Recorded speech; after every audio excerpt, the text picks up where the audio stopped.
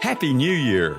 It's Wednesday, January the 1st, 2025, and this is the Daily Article Podcast. I'm Chris Elkins, narrating today's Daily Article, written by friend and Denison Forum co-founder and CEO, Dr. Jim Denison. If you want good luck in the new year, in Brazil, jump over 7 waves while surfing. In the Philippines, wear clothing with polka dots. I'm out of luck here. In Greece, hang onions outside your door. In Puerto Rico, throw a bucket of water out your window. In Ireland, put mistletoe under your pillow. In Canada, go ice fishing. In the U.S., watch the ball drop in New York City's Times Square.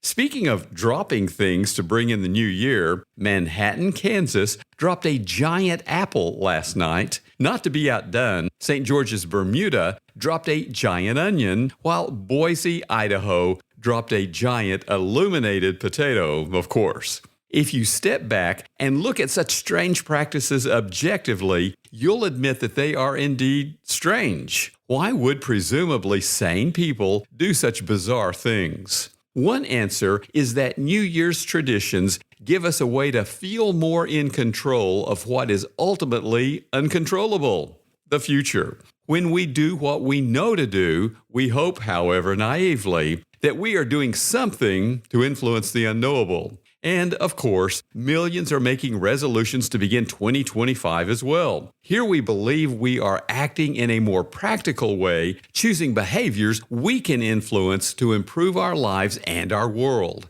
However, only 9% of those who make such resolutions keep them through the year. In this context, an Atlantic headline caught my eye: "A Diet Writer's Regrets." The author has written on diet and health for 30 years and struggled mightily with her weight before finally taking weight loss drugs.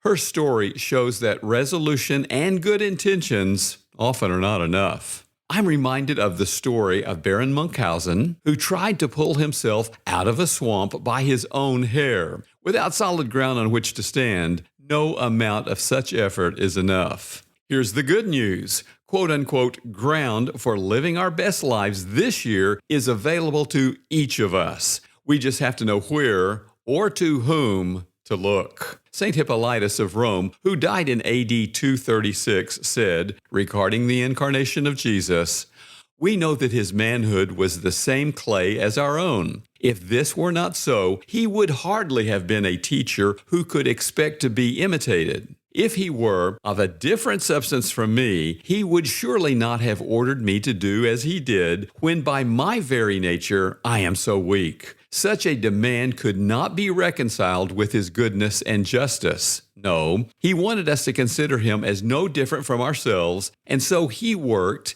he was hungry and thirsty, he slept. Without protest, he endured his passion, he submitted to death and revealed his resurrection. In all these ways, he offered his own manhood as the first fruits of our race to keep us from losing heart when suffering comes our way and to make us look forward to receiving the same reward as he did, since we know that we possess the same humanity."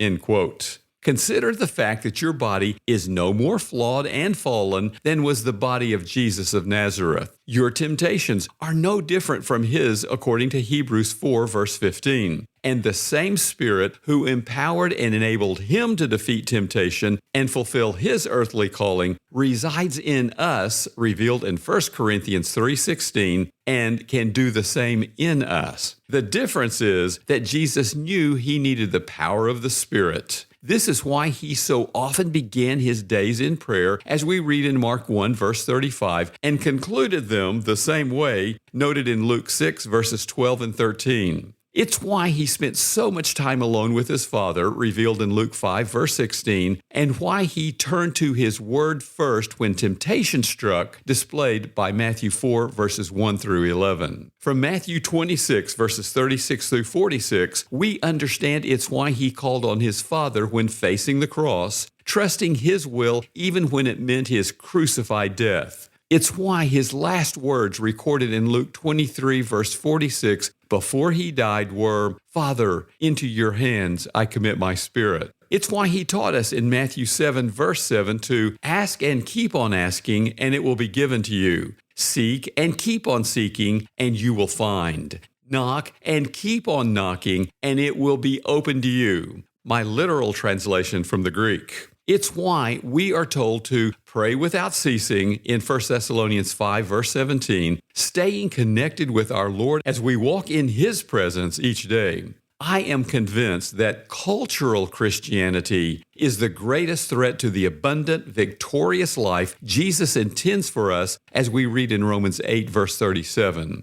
It is the amputated faith that separates Sunday from Monday and the spiritual from the secular. It's the pridefulness that makes God a means to our ends and the self-reliance that calls on Him only when we have nowhere else to turn. In response, I pray these words from the Anglican Book of Prayer each morning because I need their reminder.